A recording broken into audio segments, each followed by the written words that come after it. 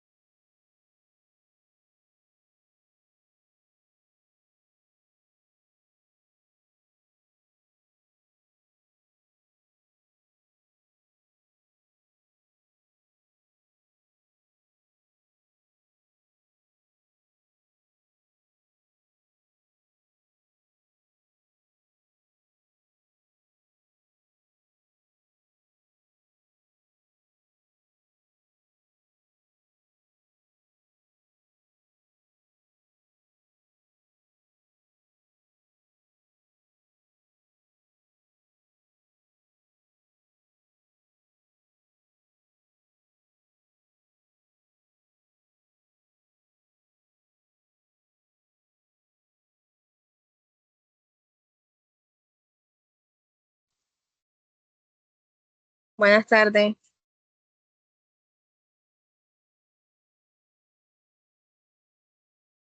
Hola, buenas tardes a todos, bienvenidos a la sesión.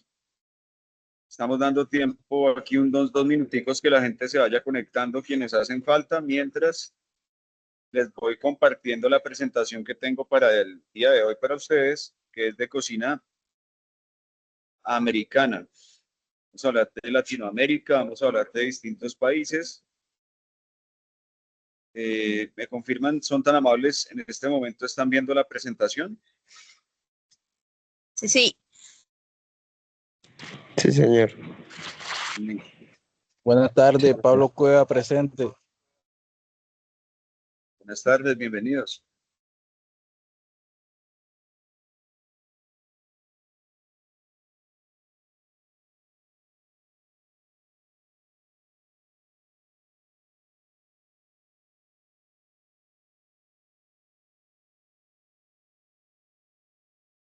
Bueno, entonces estamos con cocina latinoamericana. Vamos a iniciar hablando de la gastronomía chilena. Entonces, la gastronomía chilena tuvo tres aportes fundamentales en el sentido de la influencia y de los productos. Influencia que notamos actualmente, por ejemplo, en nuestra gastronomía nacional, como lo es. Voy a iniciar por ese último aporte que es el vino. ¿Qué pasó con el vino? El vino, con la migración francesa, digamos que nos enseñaron aquí en Latinoamérica a producir distintos alimentos, como lo fue en este caso la producción de vino. Francia tuvo un momento en el cual hubo una enfermedad que se generó en las matas de uva, que estaba acabando con los cultivos, eso ya hace bastantes décadas, y esas uvas, esas cepas de esas uvas tan especiales, se cultivaron en ese momento en Chile. Perdón que todavía estoy con un poquito de tos. Bueno, entonces se cultivaron en Chile con tan buena suerte que por su topografía, su clima y demás, este producto funcionó en este país. Tengamos en cuenta que Chile geográficamente es un país alargado, también costero, tiene una gran cantidad de conexión con el mar Pacífico, ¿sí? Pero tiene también desiertos, ¿cierto? Y tiene unos microclimas muy especiales en donde se pudo cultivar la uva y esto dio origen a la producción del vino en Chile. Entonces, este es uno de los aportes, digamos, que nos da Chile en la gastronomía latinoamericana. Junto con la migración francesa, además del vino, introdujeron algunos utensilios muy propios de la cocina de Francia, algunas salsas finas, estamos hablando de salsas tradicionales de la cocina francesa a partir de mantequilla, emulsiones, ante todo, cuando hablamos de emulsiones son la sumatoria de mantequilla, algún fondo que es el equivalente a un consomé y la utilización de vino y la utilización de crema y o a veces no crema y también o crema y yemas de huevo. Sí, estas salsas son salsas emulsionadas de la cocina francesa que terminan ejecutándose muy bien en la cocina de Chile. Principalmente otro de sus aportes también es esa influencia indígena con productos como la papa, como el frijol, como el maíz. Hay que ver que les nombro, por ejemplo, que es importante que ustedes con mucha atención tomen nota de algunos platos que voy nombrando y los investiguen, haciendo alusión de estos productos indígenas como la papa, el frijol, el maíz. Hay un plato que se llama la carbonada chilena, que es distinto a la salsa carbonara, ¿no? Salsa carbonara es una salsa italiana y es una base que se hace con guanciale, que es como algo parecido a la tocineta y crema, y no crema, perdón, guanciale y parmesano y el agua de la cocción de la pasta y demás. Eso es la salsa carbonara, pero aquí les estoy hablando de la carbonada chilena, una sopa que hace alusión su nombre a los mineros de las minas de carbón de Chile. Se dice que es una sopa de mineros, es una sopa que los mineros para subir sus calorías, para tener energías para su jornada, consumen esta sopa, llevan los productos y prácticamente que la calientan en las mismas minas. Y hago alusión de esta sopa porque en ella efectivamente se utiliza el frijol, el maíz, la papa, la carne también. Y es un fondo muy gustoso con un salteado de cebolla, de ajo, de comino, de pimentón, de perejil, ¿sí? Y fíjense ustedes que tiene que ver con esa influencia indígena chilena. Luego, a estas comidas básicas le llegó la influencia de la conquista española, como nos sucedió a muchos, digamos, aquí en nuestro continente. Digo Colombia, digo el Perú también, por ejemplo, con algunas técnicas. Perdón. Entonces, la conquista española aparecen productos como la aceituna, el aceite de oliva, las anchoas y otros productos que generaron mezclas, digamos, de culturas, ¿no? Como ese tipo de fusiones. Miremos bien el caso, lo pongo en el chat, de la empanada chilena. La empanada chilena es un producto que es resultado de la fusión de ingredientes, de la fusión de ingredientes de la cocina europea y de la cocina latinoamericana, en el sentido que tiene el pique propio que usamos en muchas de las culturas latinoamericanas, en el sentido que tiene las aceitunas, tiene las uvas pasas, tiene la carne molida, ¿sí? Y una masa de trigo muy gustosa, muy alineada, ¿cierto? Que es con la cual nosotros elaboramos la masa de la empanada chilena. Entonces, termina siendo resultado de una fusión, la empanada chilena, como muchos otros ejemplos de platos emblemáticos, ¿cierto? Que conocemos a través de toda Latinoamérica. Entonces, fusión de cocina de los nativos con sus productos más sencillos, mejorado con lo de España. Hay que ver que España nos enseña, no solo a Chile, no solo a Colombia, casi a todos, a la elaboración de las sopas, ¿vale? Las sopas son un aporte de la cocina española a la gastronomía del mundo, las cocciones largas de las sopas. Hay que ver que Chile es un país, como les decía, costero, es un país que produce bastante salmón, que produce bastantes mejillones, por ejemplo, productos de concha, almejas. Entonces son, digamos que, productos que se dan en las costas de Chile y que dan origen a ciertos platos. Aquí vamos a ver. Están viendo en este momento 3 productos de la cocina chilena. Estas son imágenes reales elaboradas por mí. ¿La están viendo?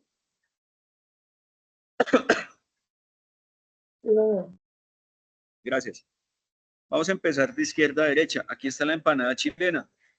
Una masa de trigo, una masa leudada. Cuando quiere decir leudada es que tiene fermentación. Una masa que tiene harina de trigo. Vamos a poner un ejemplo en unas cantidades exactas. 250 gramos de harina de trigo, que va a tener 100 centímetros cúbicos de leche, que va a tener medio huevo batido. Cuando decimos medio huevo batido, ¿cómo lo hacemos? Quebramos un huevo, lo batimos, ¿cierto? Batimos para que se integre bien la yema con la crema de huevo y adicionamos la mitad de él, ¿cierto? Esa es la manera más sencilla de adicionar medio huevo batido. A estos 250 gramos de harina de trigo le vamos a poner 3 gramitos de levadura fresca, ¿cierto? Le vamos a adicionar perdón, 15 gramitos de azúcar, 3 gramos de sal. Mezclamos esto también con 30 gramos de mantequilla.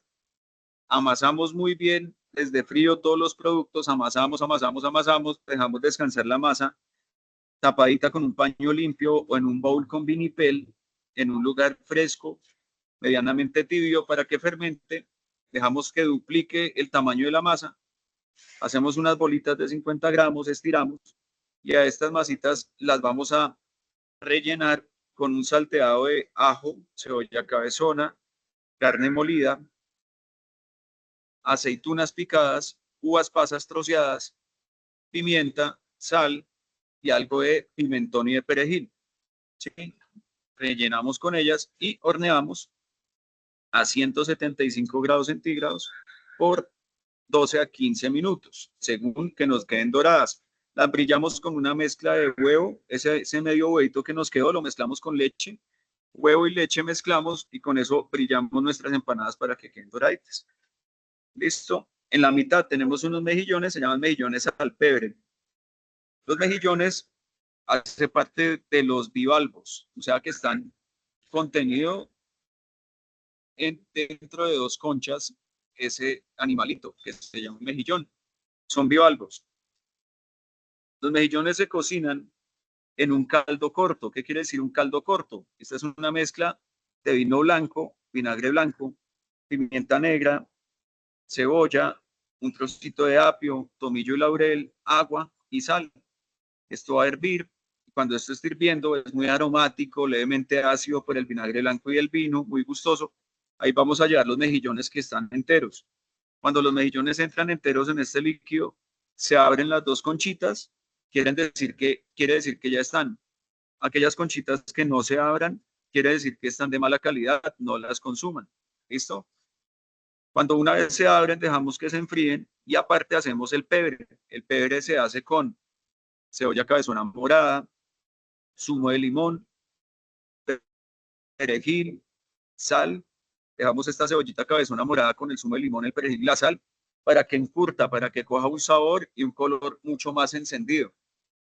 Luego de ello, le vamos a adicionar tomate en cubos, cilantro y un condimento que pueda que sea un poco complejo de conseguir en Colombia, pero se los voy a mencionar aquí en el chat. Es un condimento típico chileno que se llama el merquén. Merquén, ahí lo pongo. Perdón. Es como un tipo de pimientica en hojuelas. Podemos sustituirlo con algo de picante, algo de ají, algo de pimientica negra. El merquén entonces se le pone, se deja que se enfríe y esto es una mezcla de cebolla, tomate, cilantro muy gustosa, la cual se le va poniendo a los mejillones cada vez que los vamos consumiendo. Esto es un plato frío, ¿sí? Pero hace alusión digamos, a esos mejillones que se consumen tanto en Chile, así como el salmón. Luego de esto tenemos un chupe blanco de mariscos, ustedes lo ven en la diapositiva. Entonces ese chupe blanco es una crema blanca, se hace con una bechamel, una salsa bechamel que se hace con mantequilla, harina de trigo y leche. Se le adiciona crema de leche, vino blanco, mezcla de pescados y mariscos los que tengamos a la mano, se cocinan, se saltean muy bien y se le adicionan a esta crema, se les pone un poco de vino blanco. Esta es una crema diseñada para el invierno en Chile. Es muy gustosa, de muy buen sabor y muy aterciopelada en su textura también. Se finaliza con queso parmesano.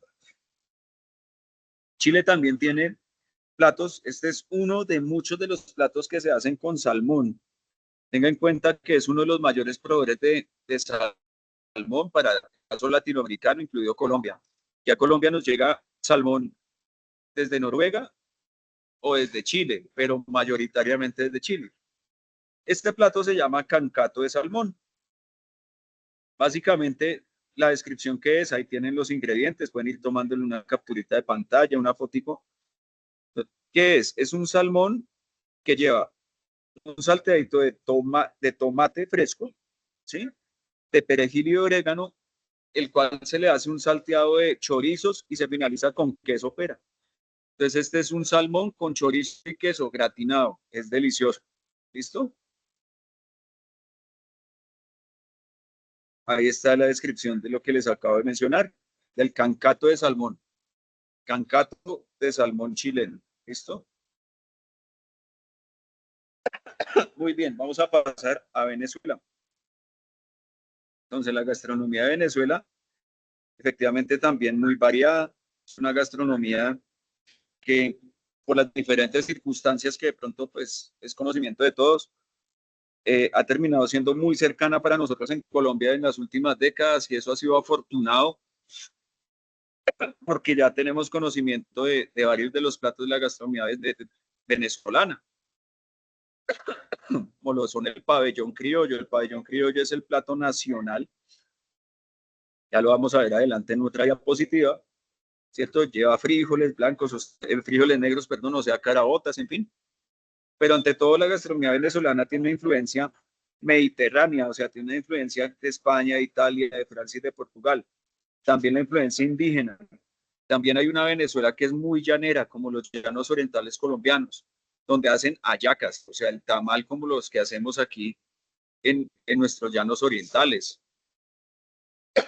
donde también hacen asados, muy parecido a la ternera a la llanera como la que hacemos en Colombia. Es una gastronomía en donde ellos defienden como producto nacional o inventado allí las arepas de maíz. Esto es debatible, esto está en el entredicho si somos los colombianos o los venezolanos, pero debemos destacar que hacen una excelente arepa, cierto que la combinan con diferentes productos, que hay una arepa que se hace con mazorca propiamente procesada, con un poquito de leche y de azúcar y de mantequilla y de sal. Queda muy líquida, se lleva a la plancha, cuando se le da vuelta se le pone bastante queso, un queso venezolano que puede ser el queso guayanés o el queso de mano, queso guayanés o el queso de mano, lo voy a poner aquí en el chat. Y rellenamos o el queso de mano, que es otro queso. Y esas arepas se llaman cachapas. De pronto algunos ya las han probado por acá en Colombia, de pronto se han estado en Venezuela. Les voy a mostrar el plato nacional de Venezuela. Aquí tenemos, es el pabellón criollo. Ahí ustedes lo ven. Tiene caraotas, que son los frijoles negros. Tiene la carne desmechada, muy gustosa. Se le hace un salteado de pimentón, de tomate, de cebolla. Arroz blanco, el huevo, las barandas, que son las tajadas de plátano largas y fritas para ellos. Se le puede poner queso encima. Este es un pabellón criollo, digamos, mayoritariamente consumido. Hay algunos que tienen modificaciones, que no le ponen huevo, que no le ponen queso, ¿cierto? Que, en fin, pero este es el más tradicional, el criollo, como ustedes lo ven allí, con la carne desmechada. También tienen un postre muy parecido a la leche asada de nosotros aquí en Colombia, que se le conoce con el nombre de quesillo. Como ustedes lo ven allí, tiene leche condensada, Tiene leche entera, huevos, ron oscuro, esencia de vainilla y azúcar. Voy a poner la plantilla anterior, porfa. La imagen anterior, la del pabellón, Sí, por favor, para tomarle una captura. ya, ahí lo ven, Sí, señor. listo. Este es un plato que ustedes tranquilamente lo pueden investigar, pueden hacerlo en casa. Es de alguna manera parecido un poquito a nuestra bandeja paisa. Es el plato nacional de Venezuela, muy conocido. Voy a pasar, ¿estamos listos? Sí. Sí, profe. Vale, paso a Venezuela con el quesillo, les decía, partes iguales de leche, leche condensada y huevos. Si ustedes cogen 10 huevos y los pesan, ya sin la cáscara, están en un promedio de 500 gramos, que es el mismo peso que tiene la leche y la leche condensada, 500 de cada uno. Ron oscuro, 2 tragos, esencia de vainilla, azúcar. Todo lo licuamos a baja velocidad para que no nos genere burbujas. Llevamos a fundir el azúcar en un molde a fuego alto, pues hasta formar caramelo. Vertimos en los moldes, puede ser este molde redondo de más o menos 20 centímetros. Ponemos el caramelo en el molde.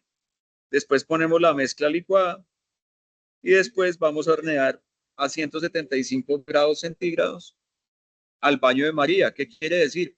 Que este molde debe tener por fuera del molde agua caliente que lo esté, digamos, esté teniendo contacto con el molde, esa agua caliente, para que genere una cocción pareja y uniforme, porque aquí tenemos huevos. Y el huevo se debe cocinar a una temperatura no muy alta. Y esto nos ayuda a controlar de alguna manera la cocción uniforme de este postre tan interesante.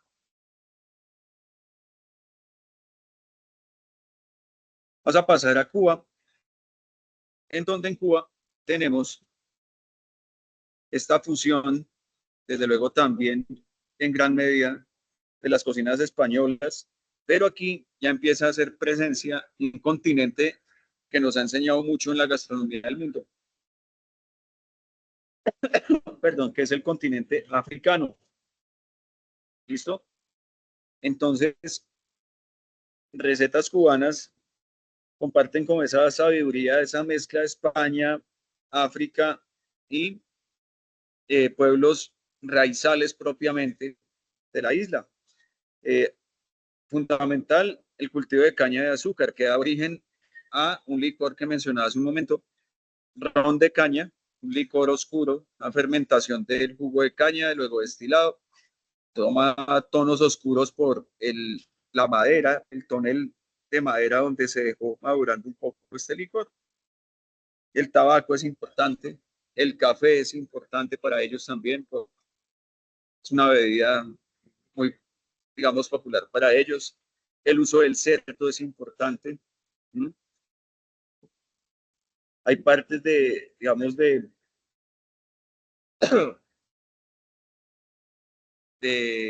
hay partes de las cocinas del mundo latinoamericano que son parecidas a las de nosotros. Por ejemplo, el uso del plátano. Ellos suelen usar el plátano también, suelen usar la yuca en una salsa muy especial de ajo que le llaman yuca al mojo de ajo.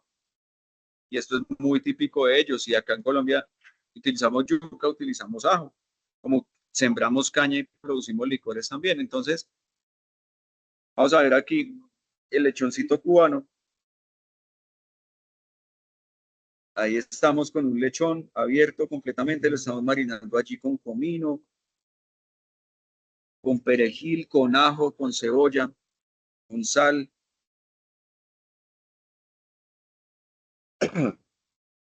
Lo horneamos, un horneo promedio de 150 grados, muy lento, y ya en la última parte, después de unas 2 horas, le subimos para que quede dorada la piel. Le subimos aproximadamente a 190 grados. Ahí tenemos el lechón cubano, lechoncito cubano. Pasamos a México. México que tiene una importancia muy amplia con el tema del maíz, con el tema de los chiles. Todos los chiles que utilizan son picantes, pero no solamente pican. Los diferentes chiles en todas sus versiones tienen algunos sabores ahumados, algunos tienen sabores dulzones.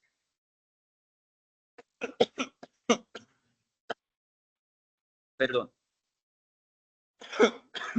Pero digamos que fundamentalmente los chiles son importantes en la cocina mexicana. Vamos a hacer aquí un paralelo entre México, Perú y Colombia. En las culturas indígenas, se dice, según investigaciones, que la cultura indígena de México la identificaban los otros pueblos indígenas de Latinoamérica por ser esa cultura que producía maíz. La cultura indígena del Perú, es decir, los incas, los identificaban por ser ese pueblo indígena que producía la papa.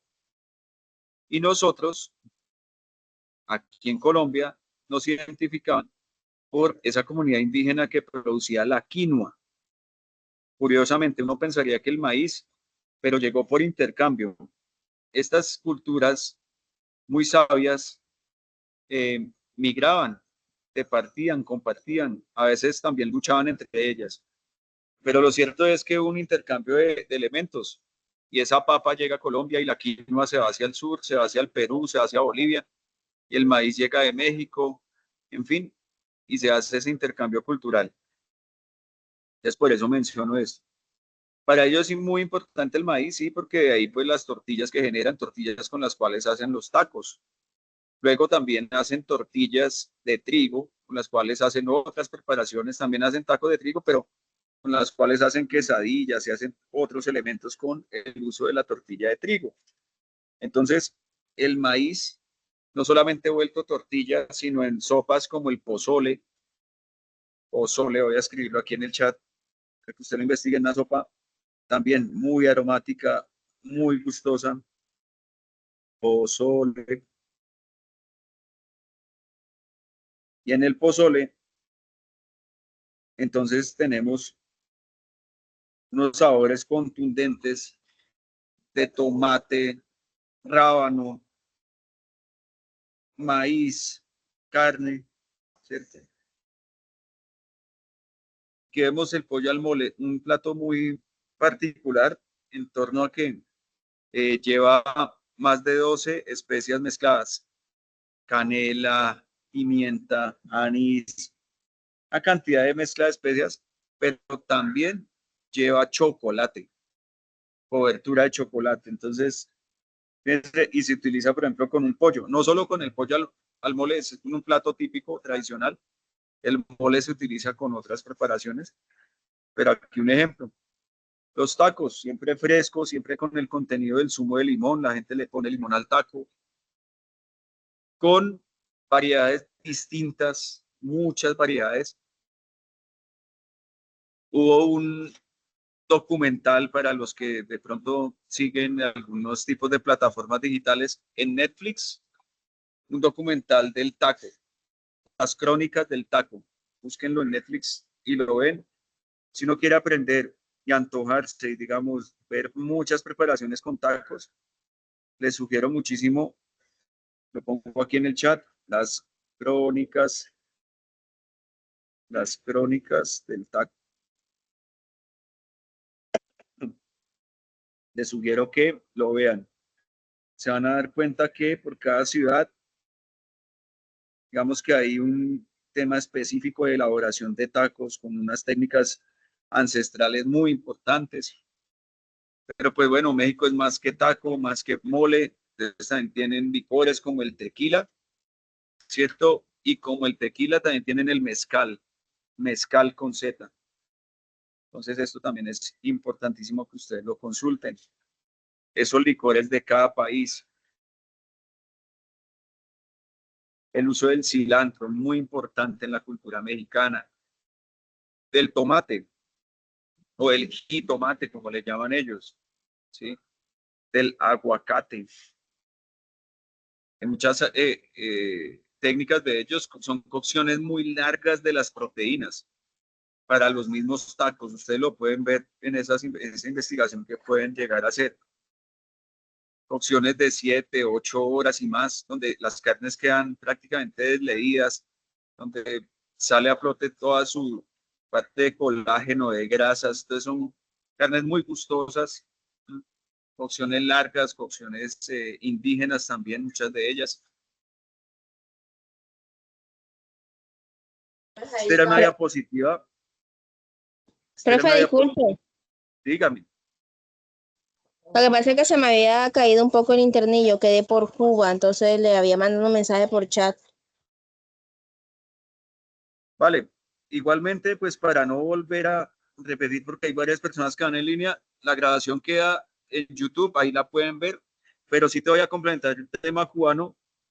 Miren acá con este display de lo que estábamos hablando de Cuba.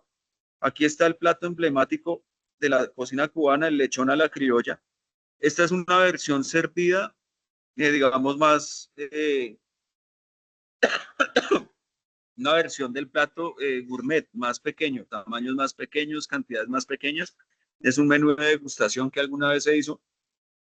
Entonces lleva el lechón a la criolla, lechoncito, el cerdo pequeño, se dice que son cerdos que todavía no los han destetado de su mamá. Eso a veces es trágico para algunas personas, pero son tradiciones de utilizar animales pequeños en muchos estilos de cocina. ¿Vale? Queda dorado, queda crocante. Las yucas al mojo de ajo se hace con mantequilla, mojo de ajo cubano, mantequilla, llevamos ajo, un poquito de cebolla cabezona blanca y zumo de limón y un poquito de zumo de naranja. Se saltea todo este ajo con un poquito de cebolla, se saltea, se le pone la mantequilla, después el zumo de limón y de naranja, un poco de cada uno, y emulsionamos. Queda, como ustedes lo ven, la yuca se cocina aparte, muy blandita, y se sirve esa yuca bien blandita con esta mezcla de mantequilla, ajo y cebolla. Aquí están los plátanos en tentación, plátanos que van cocinados con panela, que van con un licor, ya me imagino si es de Cuba, cuál licor será, cuál destilado, ron cubano, obviamente. Y acá, arroz de moros y cristianos. ¿Por qué se llama así? Porque son granos blancos que se pintan un poquito, este arrocito blanco bien hecho que se pinta un poquito con la tinta del frijol negro y los granos de frijol negro. Es como de blancos y de negros. Arroz de moros y cristianos, el cual se le hace un salteado también con un poco de pimentón y de cebolla. Este es el tema cubano. Ya hablamos de México, vamos a ver algo de Brasil. Brasil pues tiene mucha influencia de África, mucha influencia portuguesa, ¿sí? África pues muy marcado en las cocciones en el uso del coco, del aceite de palma, y un aceite muy importante que utilizan los brasileros en varios platos que ellos producen. Les menciono uno, pero ese aceite se llama aceite de dendé. Consúltenlo, averigüenlo, por favor. Con ese aceite se hace una salsa para un plato tradicional que se llama la muqueca de pescado. ¿Vale? Van a averiguar ustedes la muqueca de pescado. Brasil, pues, tiene influencia de Europa por la parte de Portugal. Es un país muy grande, extensivamente hablando, también tiene, digamos, gastronomía indígena, ese Brasil indígena también. Tiene un plato nacional que se llama feijoada.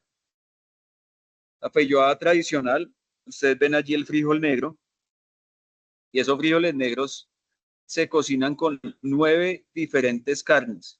¿Carnes de quién? Res y cerdo, ¿vale? Distintos cortes. 2 salchichas muy especiales de la cocina brasilera. Les pongo aquí los nombres. Una que se llama paio y la otra que se llama calabresa. Paio y calabresa.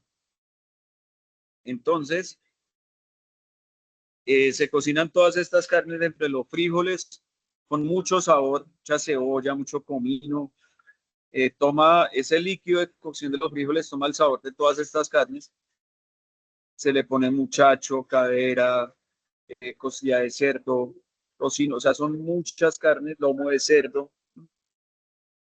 Estos frijoles muy gustosos con toda esta cantidad de carnes se sirven acompañados de tres elementos que ustedes ven en el mismo plato.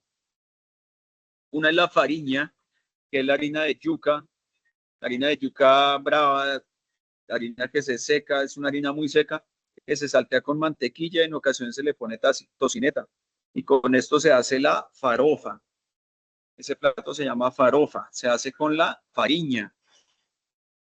Voy a escribir aquí en el chat tanto fariña como farofa. Perdón, estoy bien afectado de la. Entonces, fariña, harina de yuca. Ahí les puse en el chat. Y la preparación que se hace con esto, farofa. Farofa, que es la que ustedes están viendo en pantalla. ¿Listo? Se acompaña con una ensalada, que esa ensalada ustedes ven y dirán, eso es como espinaca y no, esa ensalada se hace con tallos, tallos como los que utilizamos en la cocina boyacense aquí en Colombia. Son como unas acelgas que son grandes, ¿cierto? Se deshojan, se cortan en chifonada o en tiras muy delgaditas. Hago un paréntesis, cuando tenemos zanahoria, cuando tenemos por ejemplo, pimentón, y cortamos unas tiras muy delgadas, se llaman julianas. Esos son los productos que son duros, julianas. Cuando yo corto tiras muy delgadas en una hoja, en una hortaliza, en una lechuga, en una selga, se llaman chifonade, chifonade, chifonade. ¿Listo? Entonces, esta es una ensalada que se hace con tallos cortados en chifonade, ¿sí? Y también se acompaña con casquitos de naranja. Dicen que para cortar esa fuerza que tiene todo el sabor del frijol. Arroz blanco también como acompañamiento, como cortante, como pasante, es utilizado en la feijoada. Aquí ustedes ven otro, ese mise en place. Cuando hablamos de mise en place, estamos hablando de quién? Del alistamiento, ¿no? Eso es un mise en place, un estilo de mise en place, o sea, todos los productos listos para una preparación, ¿sí? Todos los productos listos para ser utilizados en un plato propiamente dicho.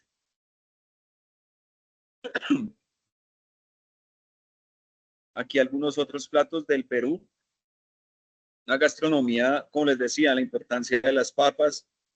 Una gastronomía entre lo costero y lo andino, que tiene una influencia muy importante de la cocina china y japonesa, donde se genera, con esa mezcla de cocina china y peruana, se genera la cocina chifa, ¿vale?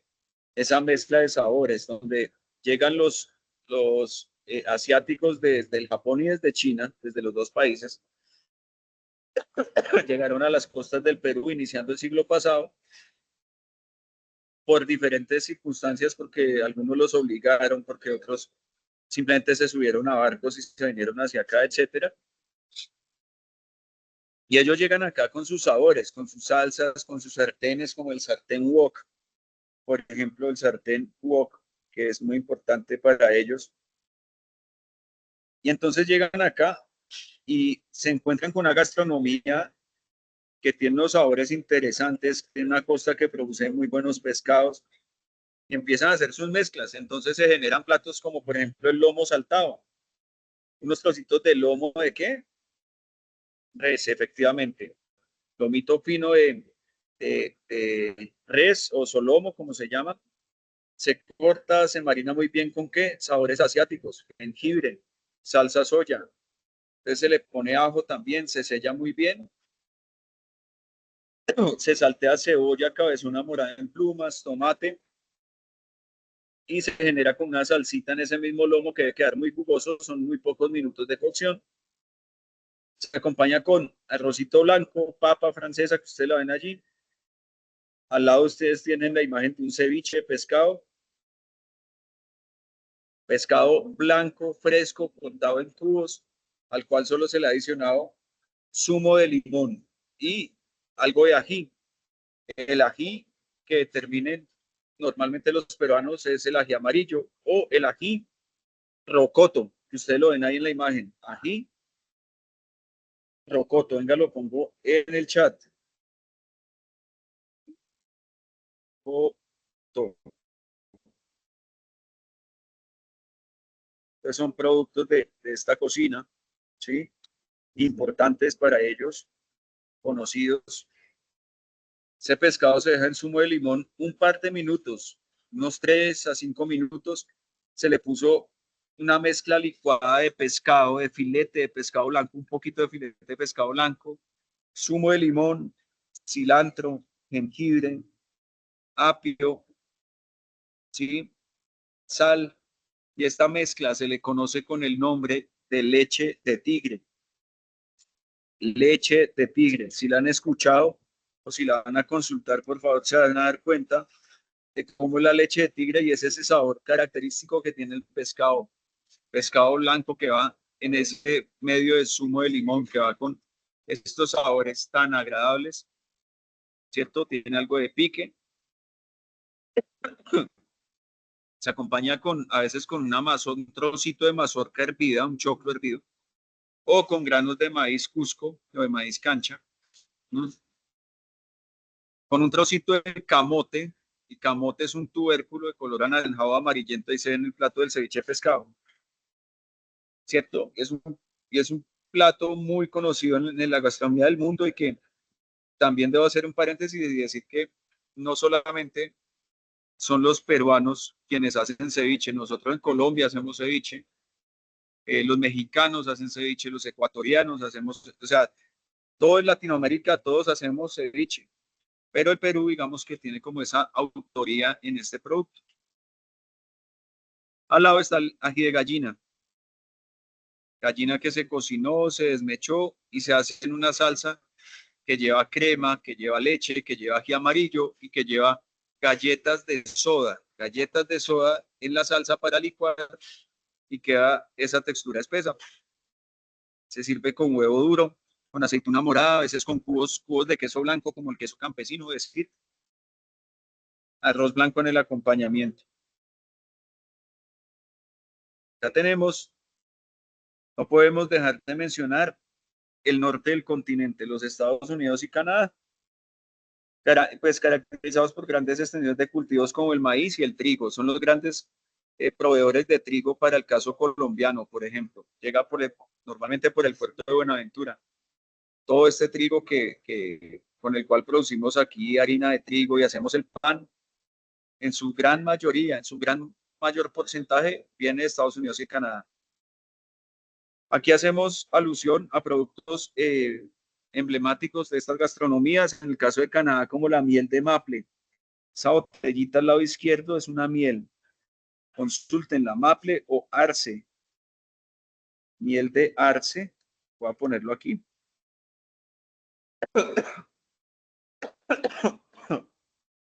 ¿Vale? Esa miel es muy característica para acompañar los pancakes. Aquí tenemos productos como los pancakes que ustedes ven allí con la banderita de Canadá. La langosta de Maine de las ciudades de Estados Unidos, la barbacoa de los Estados Unidos, algo parecido al asado, pero con piezas cárnicas más grandes, muy importante para el estadounidense. Fíjense, pongo una imagen allí.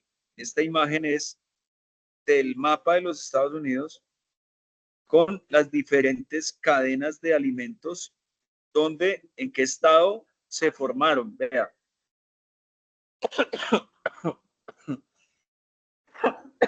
Perdón, que estoy afectado de la tos, discúlpenme. Allí pueden ver ustedes cadenas como KFC, como McDonald's, ¿cierto? Que aparecen en el mapa de los Estados Unidos, en el centro de ustedes. Claro, déjalo, que me va a mover acá.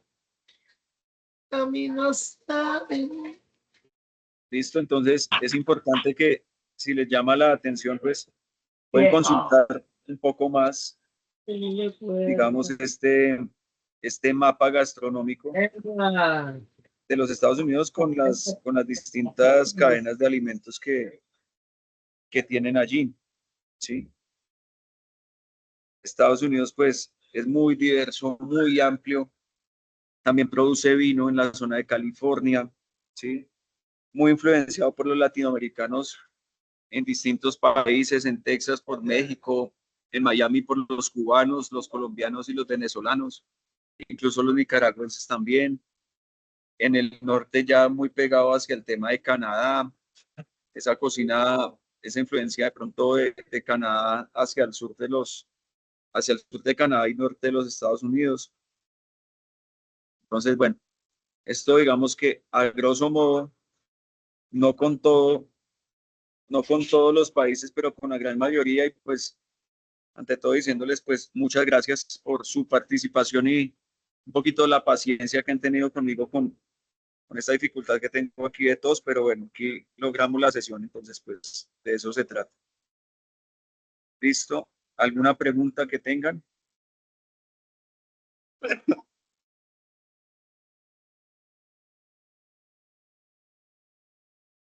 Si no tienen ninguna pregunta, pues bueno, nada, les agradezco mucho su participación. No se les olvide que esta sesión queda grabada en transcurso de hoy a mañana, en transcurso de 24 horas. La sesión queda publicada para que ustedes después puedan pegar el enlace y nuevamente ver esta participación, esta sesión virtual. ¿Listo? Una feliz tarde para todos ustedes. Muchísimas gracias por su participación. Yurisa, Michael, Pablo, Juan David y de pronto Gracias. aquellos que no veo acá. Feliz tarde para Muy todos. bien, profe. Gracias. Chao, Yurisa.